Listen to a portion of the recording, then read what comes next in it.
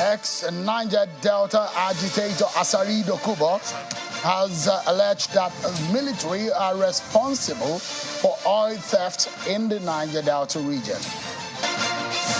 Tonight, we take a look at some of the approaches of President Bola Tinubu since assuming office. He's announced 8 special advisor positions since yesterday, and the issue of national security gets our attention tonight, everyone. Hello, everyone. Welcome to the program. This is Politics Today, live on Channels Television. I'm Sean Kimale in Abuja.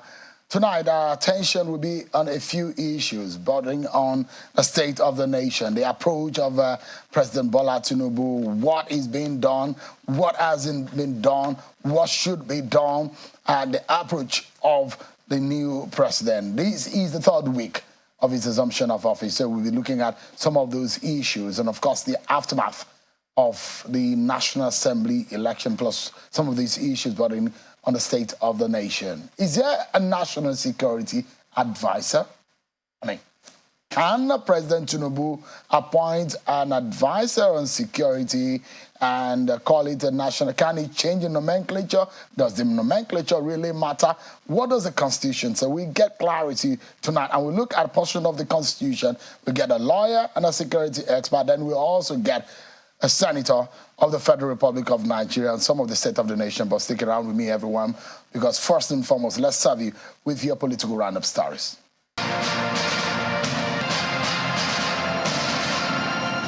An Abuja High Court, presided over by Justice Hamza Muazu, has ordered the Director General of the Department of State Services to immediately grant unrestricted access to the lawyers and family members of the suspended Governor of the Central Bank of Nigeria, Mr. Godwin Emefiele, to see him, as it is within his constitutional right. The order is predicated on an application by counsel to Mr. Godwin Emefiele, Joseph Daudu, who informed the court that his written letters to the DSS, particularly on the 14th of June 2023, for the purpose of taking further instructions from him, but the DSS has refused to respond to the application.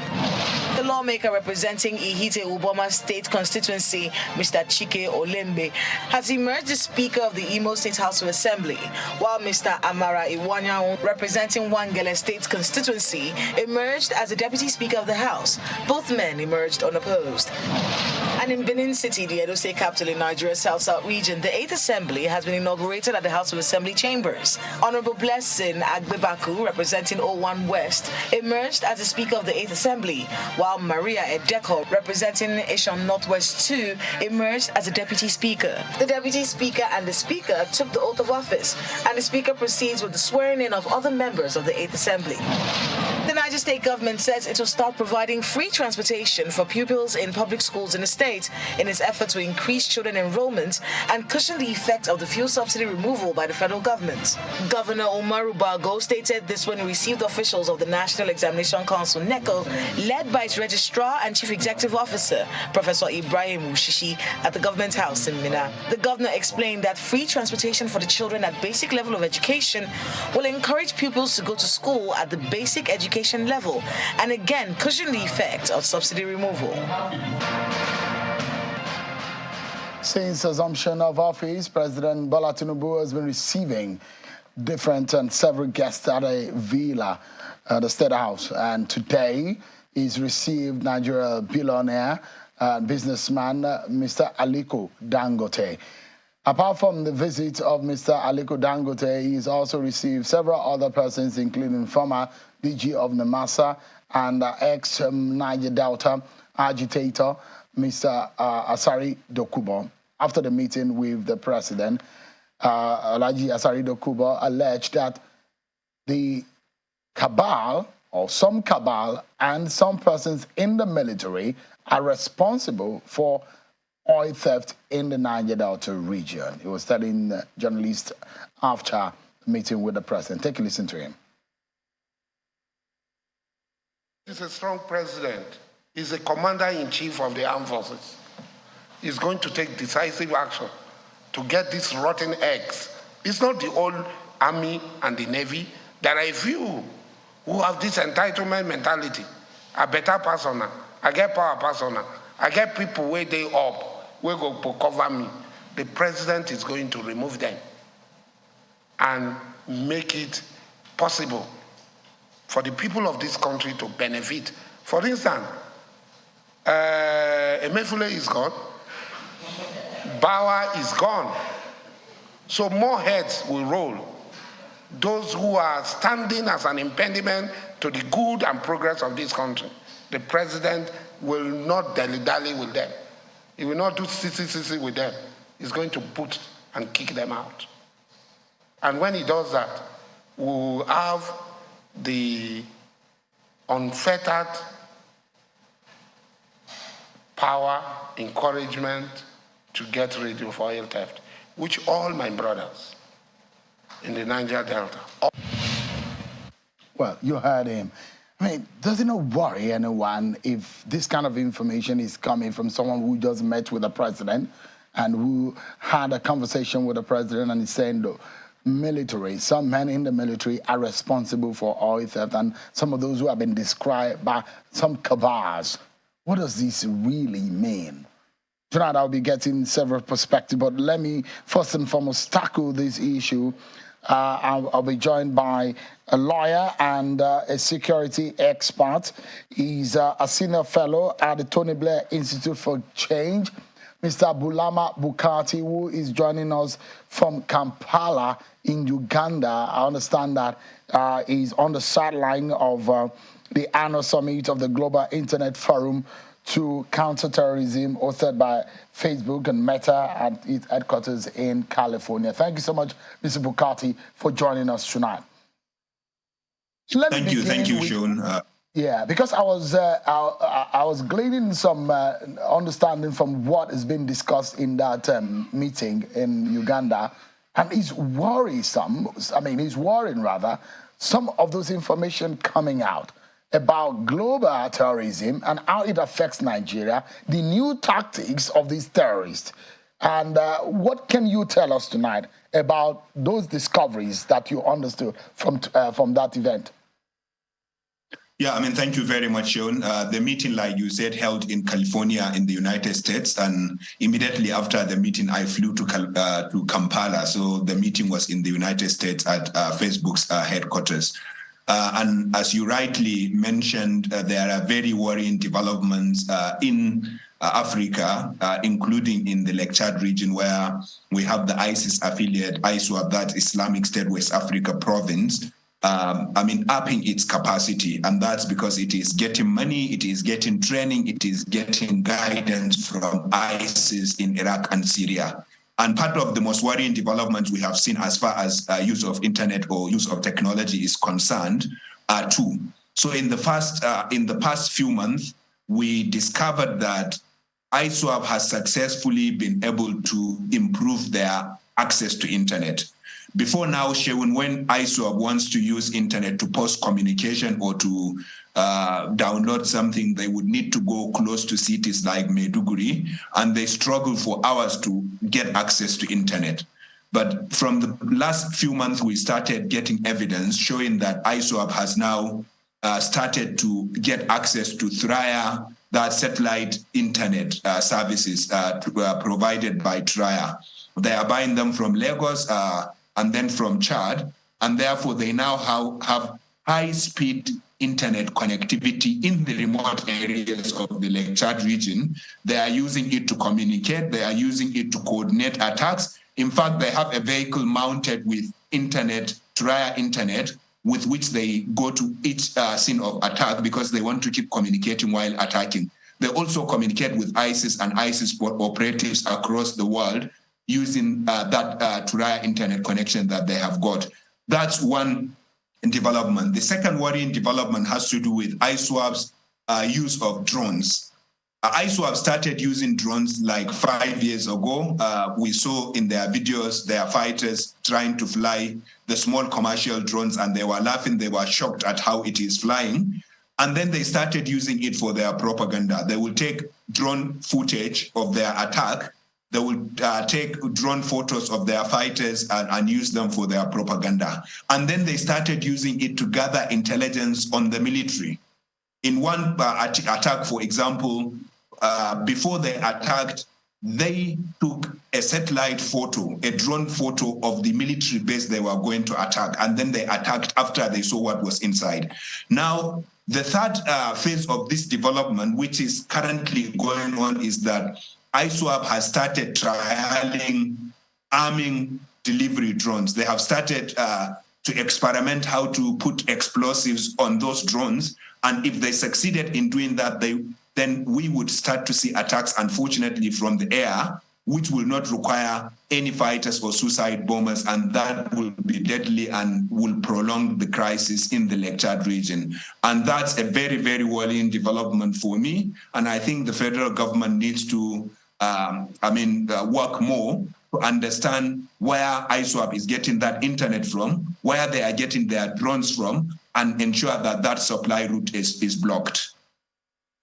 This is, I wouldn't push further for some of what we know at the moment that could be useful for the security agencies, rather fall in the hands of the extremists, perhaps something that the state can use in countering some of these activities of these insurgents. But then the question is that when this attitude is coming from these insurgents, the intel now that you are able to give Nigerians, so everyone to be aware of the possibilities and the change in the dynamics and dynamism of these extremist people. Now, the question is, if you are to advance a new government that's just spent 3 weeks in office, and these new dynamics coming into play, which will change the guerrilla attitude of these extremists, what would you be saying to such a government?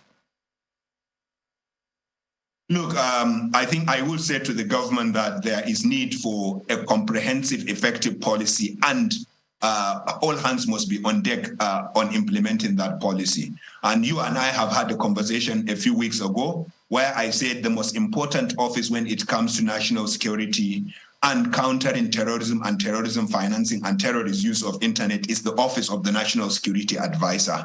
And I think the president would need to appoint a national security advisor as soon as possible. And that national security advisor has got to hit the ground running. Because what you need to do is to not just continue the war against this group, the military war against these groups, but also block their supply routes where they get fuel, drugs, food, internet, and other necessities that are supplied into the bush. Because we know these people are in the bush, and we know they are not creating the fuel they are consuming, the food they are consuming. Most of them, most of what they need to continue their activities come from outside the bush where they occupy. And therefore, you have to block the supply routes. You have to use better intelligence and technology. I have just told you how ISWAP is improving its use of internet and its use of technology. And it is worrying to me that ISWAP is able to do that when we don't see,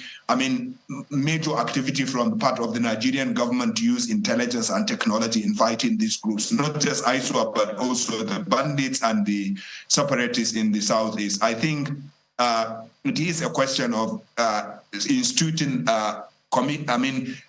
appointing a national security advisor as soon as possible, and that national security advisor then has to work with all security and law enforcement agencies to, tackle these crises, these challenges.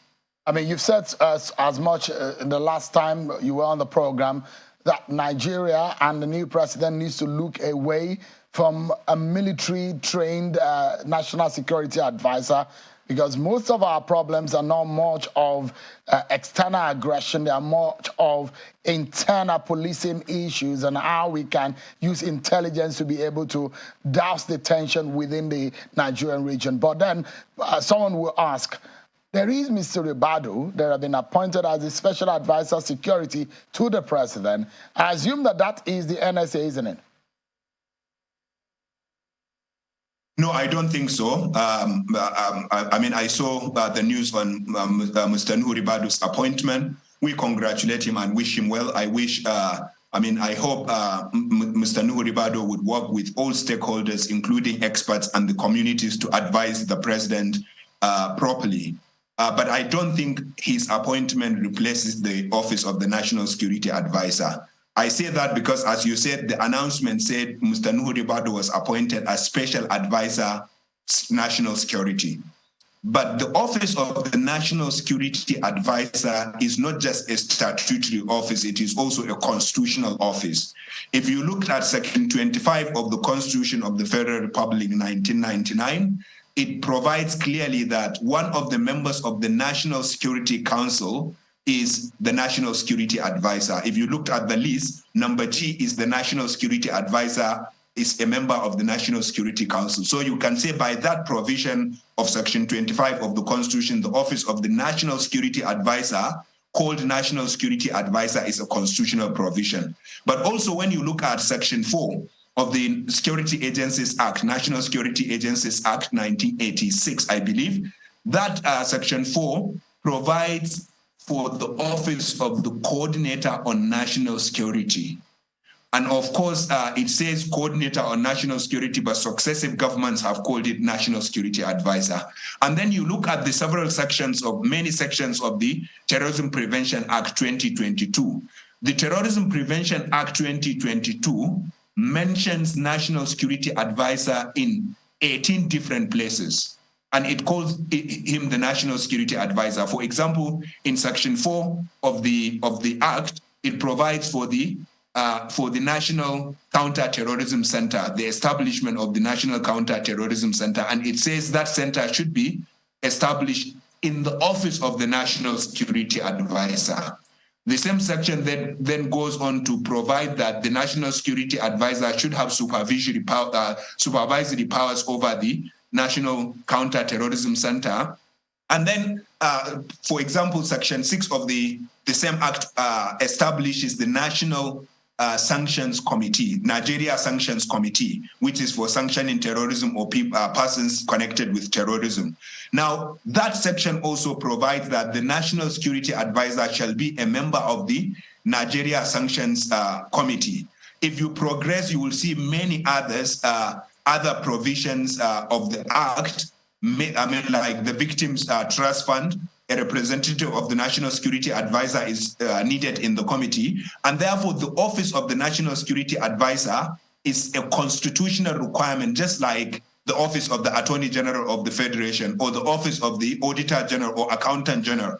And therefore, I believe President Tinubu has fantastic lawyers around him, and they will advise him that the office of the National Security Advisor is needed. And Mr. Ribadu's appointment does not replace that. It's not just a nomenclature. This is a legal, constitutional, statutory requirement that must be met. So, and of course, even if you removed, sorry, Shaun, I just want to make this point. Even if you removed the constitutional requirements, if you do not have the National Security Advisor, our Terrorism Prevention Act will be unimplementable, because the major person with the biggest duty in the Terrorism Prevention Act is the National Security Advisor, and therefore that act will be empty and hollow if the National Security Advisor is not appointed. So interesting. So the third schedule of the Constitution, of the Part K, Section 25, which talked about the National Security Council. And as listed, the president being the chairman, the vice president being the deputy chair, the chief of defense staff, the minister of interior, the minister of defense, the minister of foreign affairs, the national security advisor. I guess this is a portion where some legal scholars are saying it is statutory. It cannot be changed. It's enshrined in the Constitution. But I mean, if you know the way Senator Bola Tinubu had operated, he's someone who had played around nomenclature and used offices in a manner in which it suits its purpose. But in this sense, what kind of security NSA do you think we should be looking at? Look, I think President Tinubu would be advised by his lawyers that this is not just a nomenclature, as I explained. For example, Shaun, you cannot change the name of the Attorney General of the Federation and Commissioner of Justice, a Minister for Justice, to become, for example, advisor on justice matters or advisor on judiciary. It has to be the Attorney General of the Federation, or you cannot change the name of the Accountant General or Auditor General. And therefore, I believe with this constitutional provision under Section 25G and the provisions, the 18 different provisions of the Terrorism Prevention Act, the Office of the National Security Advisor has to be National Security Advisor, and I believe President Tinubu will be advised accordingly. Now, when it comes to the person that should be appointed, I would say the person that should be appointed as the National Security Advisor, as I argued in the last intervention I had on your platform, should be someone from the intelligence community or from the police. And I say that because, as I said last time, in the last 30 years, we have had 9 national security advisors. All of them, except one, came from the military. And of course, we know that they have done their best, but their best was not good enough, because with every successive national security advisor, we saw insecurity worsening in Nigeria. And therefore, I think the president should look away from the military and appoint someone from the intelligence community or from the police. And Nigeria has fantastic, wonderful people, senior officers from the police and the intelligence community that can discharge that role. But I think the president should look for someone who has reached the peak of his career in that. And I say someone who has reached the peak, the pinnacle of his career, because the functions of the National Security Advisor in coordinating the fight against terrorism, against internal insecurity, as well as external threats is enormous. And you need to get someone who will be respected by the service chiefs and by the intelligence community. And if you want to get someone who is respected by the service chiefs, like the Chief of Defense Staff or the Chief of Army Staff or Air Staff or any of them, if you want to get someone who is respected by the service chiefs, respected by the Inspector General of Police, respected by the directors of the intelligence agencies we have, but also respected by other agencies of government, you need to get someone who has reached the pinnacle, the apex of his career in intelligence or in policing.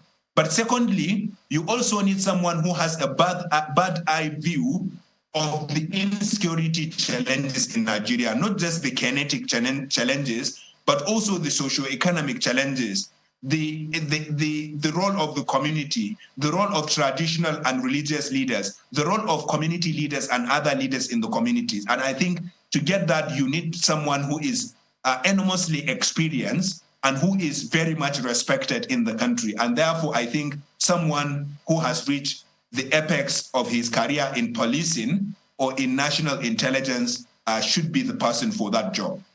And perhaps someone who is not really into politics, because severally those who have warned that national security issues should not be politicized and they should not be used for witch hunting. That's the view of a few people. I don't know if you agree. Absolutely, I agree, absolutely. And I made that point on your last program, that national security, Sheun, has become an existential threat for Nigeria, and it is too important to be politicized. And that's why it cannot be a political compensation for the political contribution of any individual. And I know the president will understand that there is a national security imperative in appointing a national security advisor that is a professional, someone who is immune from the politics, someone who will not be influenced by politicians or by people who may have a stake in fomenting our insecurity. For example, if you looked at the clip of Dokubo Asari that you played, what he is saying is worrying. And you need to get someone whose ears are plugged from politics and political criticisms, and someone who does not have political aspirations, and entrust him with that responsibility so that he will be fully professional, dedicated, and focused on that job, not on the politics or anything to do with partisan engagements. Before I allow you go, Mr. Bukati, what Asari Dokubo said about the military and some cabals that are involved in oil theft in the Niger Delta region. How do you think that President Tinubu will handle this kind of scenario? It is a tricky one, isn't it? It is a tricky one, but Dokubo Asari's revelation is not new, Sheon. If you look at, for example, the Boko Haram crisis, the current vice president and the current governor of Borno State, as well as senators like Senator Ali Ndume, have alleged consistently that some rogue members of the military are involved in the war economy that has been created in the Northeast. There are also similar allegations in the Northwest. Now we have similar allegations from the Niger Delta. I think one mistake that we should not make is that we should not think that this conspiracy that Dokubo Asari spoke about is institutional. It's not institutional. It is not the military itself or any section of the military that is officially coordinating or getting involved in those criminal or terrorist activities. It is some rogue elements in the military, rogue elements from the police, rogue elements from the intelligence agencies, and unfortunately you have rogue persons in each and every agency, not just in Nigeria, but across the world. And therefore, I think we should understand that. And I think the president should take that seriously, even though I think saying 95%, as Dokubo Asari said, is exaggerated. But we know that there are rogue elements from government, from security forces, from intelligence agencies, cooperating or conspiring with our enemies. And I hope the president will take that seriously and will get down to work in order to fish out those people that are alleged to have committed those crimes or that are involved in that conspiracy and getting them prosecuted and punished. Sheon, there have been different instances in which even presidents themselves, for example, President Jonathan famously said there were members of Boko Haram in his government. And we know that state governments have also made similar allegations regarding Boko Haram or other groups. But unfortunately, there has never been a time when we saw a senior military officer or a senior intelligence agent or a senior politician being investigated transparently and being brought to book for the allegations. And I think the way these allegations are being repeated time and again by different persons from different walks of life shows that there could be some element of truth, there could be some pinch of truth, there could be some salt of truth in the allegations that are being made. And I hope the president will investigate that and bring the perpetrators to book. Mr. Bulama Bukati, who is a senior fellow with the Tony Blair Institute for Global Change. Thank you so much indeed tonight for your insight. A lawyer and a scholar in extreme violence policy issues. Thank you so much indeed for your time tonight, Mr. Bukati.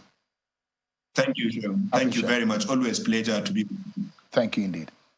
Let's switch gears now and speak with Senator Shabi Abdullah, a member of the National Assembly who is from Niger State, a member of the APC, one of the states that is experiencing the kind of insecurity that Mr. Bukati is talking about. It might be able to give us some insight. Thank you so much, Senator Abdullah, for coming on the program tonight. Thank you very much, Sean. Some of these insecurity issues that our nation is facing, we have a new president in place, and it does look like Nigerians are yearning for a new approach, a new attitude. From your point of view as a lawmaker, what are the things that you would like to point the attention of the president to? Well, thank you very much for having me. I think the issues are definitely yearning for attention. But I think we should give it to Mr. President because he has been very unambiguous about it. From his inaugural speech and subsequent engagement, he has shown in no mistaken time that he means business and that he wants Nigerians to have the good life. I think he was very clear about that. And he has met with the service chiefs.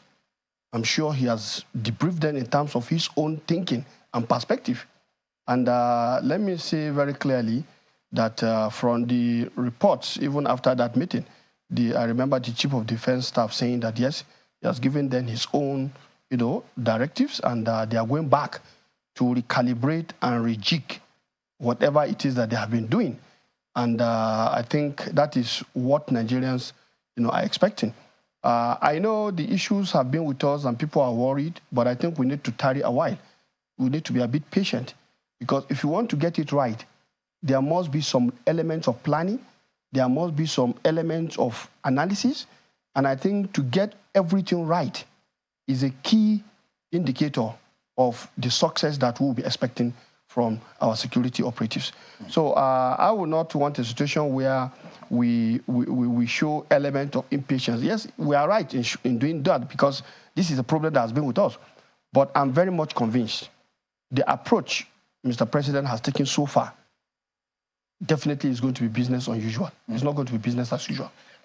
For every Nigerian that is watching tonight, they're passionate about their country. They want a good life. They want a better country. And no matter where anyone voted the last time, at least the case, the issues are in court. But for now, let's see whoever is in the saddle, what he can do for the interests of Nigerians. Because in Niger State, in some peripheral of Kwara State, in Zamfara, in Kaduna State, in Plateau State, there are unrest. There are these elements that are causing trouble here and there across the country. Now, there is going to be an immediate and urgent attention. There are new governors in this state. Niger State has a new governor. Zamfara has a new governor. Kaduna has a new governor. Plateau has a new governor. And these are states that have experienced these extremist tendencies in the past. But Nigerians will be we're looking forward to urgent and apt attention and approach to this. But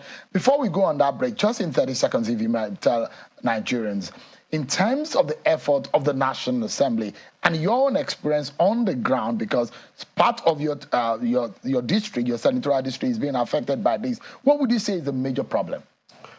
Well, for me, I have said it in many, platforms. Even on your platform, I think we've had cause to discuss about the governance issue.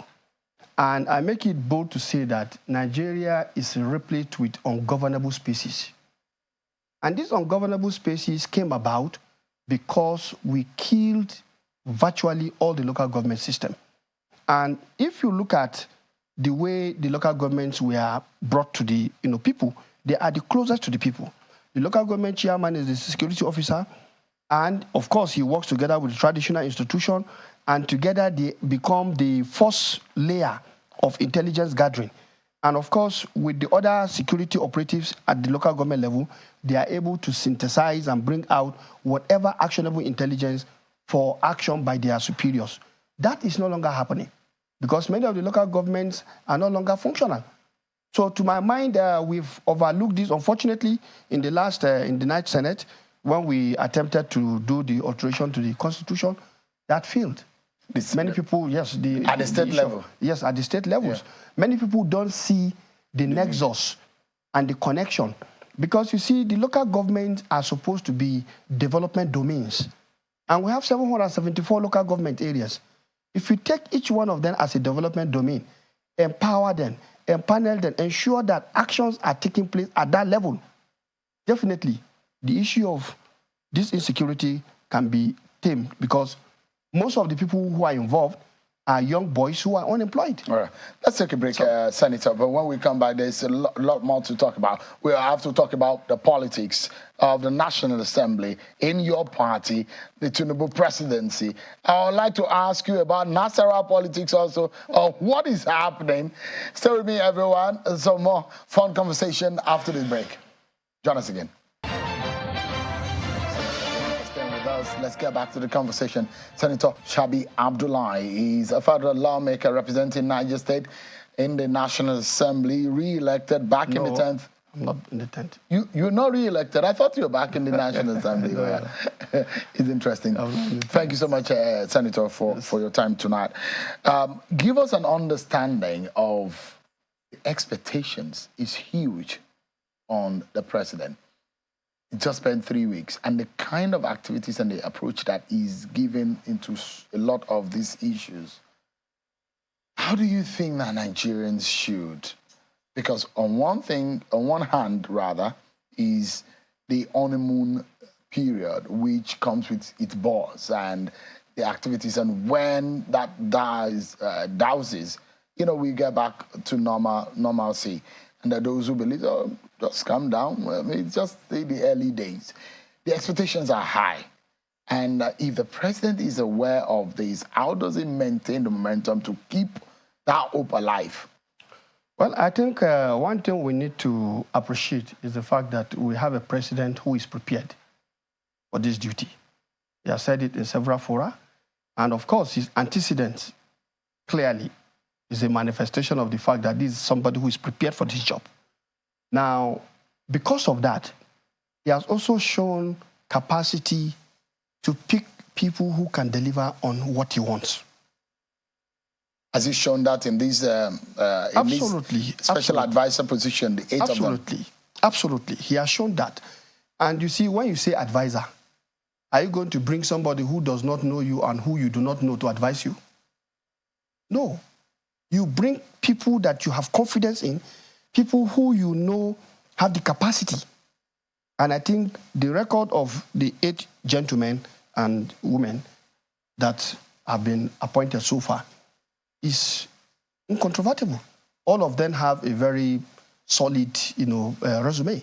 And so, to my mind, this is vintage, President Tinubu, as everybody has come to see him from what he has done in Lagos and all his antecedents to this date. So I think what I just want to say here is that, yes, the expectations are high, but, if we keep doing the same thing over and over again, what are we going to get? We're going to get the same result. And Mr. President is saying he wants to do things differently because he wants to deliver. And in doing things differently, then we need to be patient with him. For me, as far as I'm concerned, the idea of maybe this is just honeymoon is not correct. This is a man who means business. He has shown that he means business. And every activity he has been doing so far is definitely targeted at getting the kind of performance we want Nigerians to see. So I have no doubt in my mind that, and he's a man who is also following due process. Let me take you to the National Assembly politics, which, to my mind, relationships have been fractured.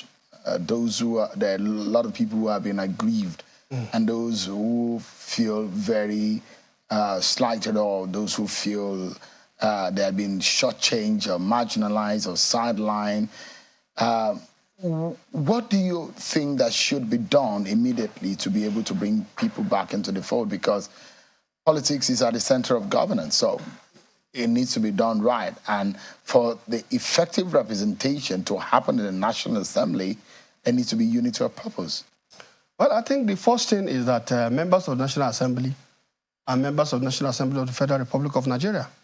And I think the Senate President, the new Senate President said, he said, of course, we came under different parties, but when you step into the chamber, you are stepping into the chamber as a senator of the Federal Republic of Nigeria, who is out to come and do what the Constitution has cut out for him.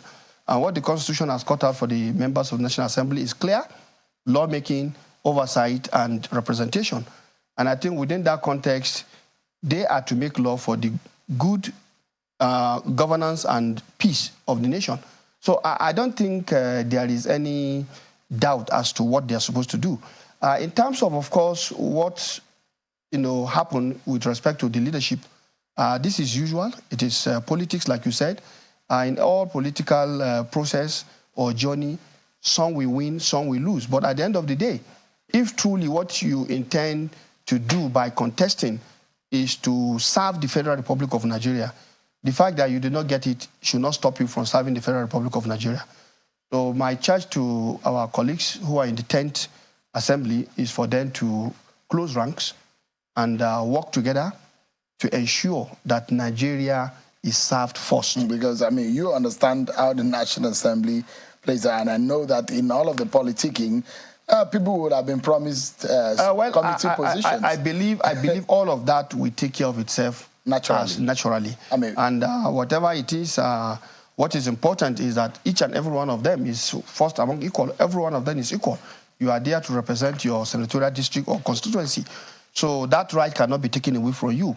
And the leaders of the two chambers, I'm sure, are not novices. They know exactly how to bring back all their members so that they can work for the common purpose. Doesn't the leadership of the party need to be playing a role in the reconciliation? Because after the intense horse trading and the intense competition for the contesting in that leadership election, there should be some kind of intervention. Shouldn't the national leadership of the APC be intervening in this now? Well, I think they can do that, and it will be a good one if they do.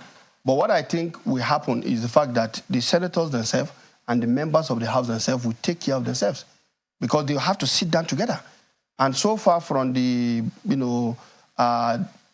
messages coming out from both sides, both the Senate President who has won and the competitor, that is Senator Yari, I think it shows that they are... Senator Yari has said that he felt betrayed. Yes, of course. Betrayer. Saying so does not mean that he's not going to work for Nigeria. But he's just saying his mind. And that he has said so shows that he's ready to move on. Because if he has not said so, it means he's bottling it up. So I think we must commend him for saying what he has said. But of course, like he has said, he's a Muslim. So he should forgive whoever he felt has betrayed him and move on. Because he has a lot of work to do to serve the people of Zamfara State that have elected into National Assembly. That's what needs to be done. I mean, if you were Senator Gozu Akpabio, for example, what would you be doing? Of course, I would be extending my hands of, fellowship to all my colleagues to come together so that we work together, because I'm just first among equal. And I will ensure that I'm fair, I'm equitable at all times in everything I do, making sure that the Senate, as the highest chamber of the legislature, remains very, very, very, strong, united, and committed to the ideals of the Nigerian, project. And of course, given the fact that he's been supported by Mr. President, it is incumbent upon him to ensure that he mobilizes the entire senators to support the programs and projects of the renewed hope, of Mr. President. Senator Abdullahi, from this Senate that you worked in, the 9th Senate, there is a not so good reputation and perception of the National Assembly from a lot of Nigerian people. Wow. Who believe that lawmakers are there to satisfy their own interest, and they're just enjoying the largesse that come from the office. And the fact that, the popular one is the accusation of a rubber stamp National Assembly. That was what the 9th Assembly represented. That is a very popular tag on the National Assembly. The expectations of Nigerians, just a moment, the expectations of Nigerians are high, yes. But again, those who have been elected, how difficult is it to satisfy the yearnings of people, to correct that notion? If truly they are serving the people of Nigeria, shouldn't they be bothered about how they are perceived? Well, you see, perception is an individual issue. If somebody sits somewhere and have a wrong perception about me, and I try to clarify myself, he's not listening, I don't have to bother about that. I have to keep doing what I believe I'm doing that is right. My conscience comes first. So for me, I was the spokesman of the 8th Senate, and in this 9th Senate, I was privileged to be the Deputy Chief Whip. So, and I know, as a matter of fact, all these things we said about rubber stamp, rubber stamp, rubber stamp. What is the meaning of rubber stamp? Something comes in that we just take it and rubber stamp it. It's not correct, because every communication to the National Assembly must go through the legislative process. And I want to tell you that if it is a bill, that bill will never go back the way it came. So even the definition of rubber stamp does not fit in here. But it's like it has become a cliche that people are just happy to call us. And as far as I'm concerned, if I'm as part of the 9th Senate, we have worked very hard. We worked on so many of our legislative agenda. And at the last evaluation, we came up with our legacy report of the 9th Senate. It's a document. And we have all the things we have done in that document. And as far as I'm concerned, when you want to evaluate somebody, you must take a cue from somewhere. The baseline for evaluation was that when Ahmed Lawal was contesting, you remember we told you there was a legislative agenda. And that legislative agenda was finally adopted and improved upon with some amendments and adopted as the legislative agenda of the 9th Senate. Now, we use that as the base to evaluate our performance in that legacy report. And it's there. The National Institute for Legislative and Democratic Studies also did a report where they were looking at expectation of Nigerians on the night assembly. We also asked them to juxtapose that to see how much of these expectations have we met. And I will tell you, many of the things that we said we're going to do, if not virtually all, we have done them. Self-evaluation. It's not a question of self-evaluation. No, so if there is a perception... That's what I'm giving you now. Just if you want, you can ask for that document, and then you can do your own perception evaluation. I mean, this is for the consumption of the Nigerian public. Yeah. Now, self-evaluation and assessment of the performance of the 9th Assembly, but in the real sense, if there is a bad, a wrong perception about you, I assume that by conduct or by your action, you should be able to make an effort in correcting it. But there are instances why a lot of Nigerians may hold the belief that the 9th National Assembly was simply a rubber stamp. For example, and this is a very popular opinion, and there are those lawmakers who are of the opinion that maybe the National Assembly in the 9th National Assembly was not very circumspective about the ways and means and the manner in which things went. They have agreed that there were mistakes in that process. And don't you think so? I think you need to look at it. This was something that has been there from 2016. 2016, that was the 8th Senate. So the question is, you know, there is something we need to understand. If you have a problem, it's either you find a solution to that problem or you leave it and it worsens. For us, we were caught in a situation where we felt whatever it is that has happened, we must put a stop to it. Because ordinarily, every year these things ought to be brought to us. And if it was not brought to us, and it was now brought in, are we now going to say, okay, because somebody has made a mistake, then we also have to make the mistake of not looking at it? So we looked at all of these things, and we felt... You accepted it? We felt... And you stamped it? It's not a question of we stamped it. And that's where one of the issues of being a rubber stamp... You see, it's wrong for you to use these kind of examples and call it rubber stamping. That is not rubber stamping, because these issues were discussed. And I will tell you that finally, we also made provisions and made recommendations that turned out to be our resolution on what should happen. And I will suggest that this 10th Assembly must look at those recommendations we have made to ensure that we do not have a repeat of the mistakes that happened yesterday. You see, there is no system that is perfect. And if a system has operated and you have seen an error and you have corrected it, what do? You put in remedial measures. And I will tell you, we did that in the concluding part of our assembly. And we came up with resolutions very clearly stated and recommended things that must be looked at to ensure that we do not have a repeat of this kind of situation again. So I think, to me, we have done our best, given the circumstance we find ourselves. And that is not the only thing we have done. There are many other things we have done in terms of the lawmaking responsibility, in terms of even the, what do they call it, oversight duty of many of our committees, in terms of our representation. Many of our members come in with issues bordering on their communities. That is why we are their representatives. And I, for one, I remember vividly, you talked about insecurity in the earlier part of your program. That was one of the major challenges in one of my local governments, like you rightly pointed out. And I remember I came up with motions, not once, not twice, not thrice, in the local governments that were affected, and actions were taken. Senator, because of the time, I would have loved to go into several areas: aviation, debt servicing. And even in aviation, you can see the committee. The committee on aviation had a sitting even in the last week and came up with issues. And it is that issue that this next assembly is now going to build upon. So that's the best we can do. Your best may not be enough, I mean, for a lot of Nigerians who expended their votes and their taxes, but that is, to sustain the national That is true for everybody, in everything we do. Pockets of you and your colleagues. But Shehu, that is true in everything we do as human beings. Yeah, but then... and we keep trying. I'm not sure your rating in the National Assembly was a very good one.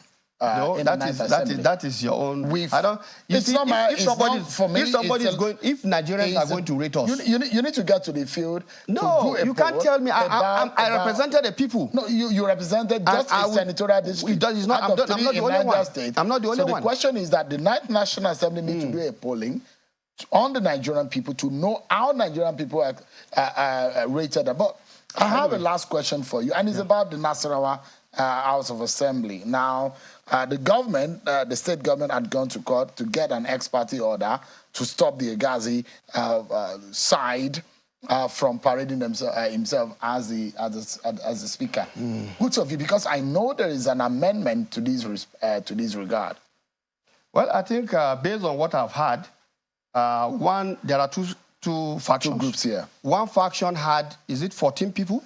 13. 13. The other one has 10. 11. Is it 11 because 11? they have a 24-member house. As far as I'm concerned, within the ambit of the new alteration of the Constitution, which was signed even before the coming into force of these assemblies, honestly, the first session and the inauguration must be by 2/3 of members sitting and present. And as far as this number shows, if 24 members at the at the State Assembly in Nasarawa State, 14 is not up to 2/3. 11 is not up to 2/3. So if it is by the provision of this new provision of the Constitution, honestly, the 2 are illegal. So how do you hope, or how do you think that it can resolve this? Well, I think for me, I really sympathize with the governor of Nasarawa State. He's quite a perfect gentleman. I don't know how these issues came about, but my advice is that he should get, proper advice and counsel, so that let them look at what the new alteration says. Because if they are not aware, then they should get to be aware. Because otherwise... Then you get to find out in the court. Well, otherwise, definitely, if anybody who has vested interest in these members of the state, Nasarawa State, citizens of that state, if they take this matter up, they will be embarrassed, because the Constitution has made a clear provision, and that thing has been signed. It's one of the things signed. So I don't think it's... What was the intendment? What was the intendment? You see, if you remember the case of Edo State, of which I remember I was the chairman that was asked to go into intervention. Yes. What happened was a bad precedent, and we felt a situation where the quorum was made to look so easy, and in doing so, you take away the majority and use minority to achieve what you want is not the intendment. So I think to cure that... Edo State was a... yeah, there were many other cases. There's a Ladoja case. There was also Bauchi. In Kogi State. Even Bauchi State House. So to cure all of these malaise... There are several states, not less than 4 or 5 states. So that was why we made that. State Assembly. It was all approved, and it met the threshold, and it was assented to by President Muhammadu Buhari before he left office. Senator Chabi Abdullahi, a lawmaker in the 9th National Assembly, represented Niger State, a member of the APC. Thank you so much indeed for your time. It's good to see you again. Thank you very much for having me. Thank you so much. Thank you. Well, that's our show for tonight, everyone. Many thanks for watching. I'll see you on Sunday at 8 p.m. God bless Nigeria.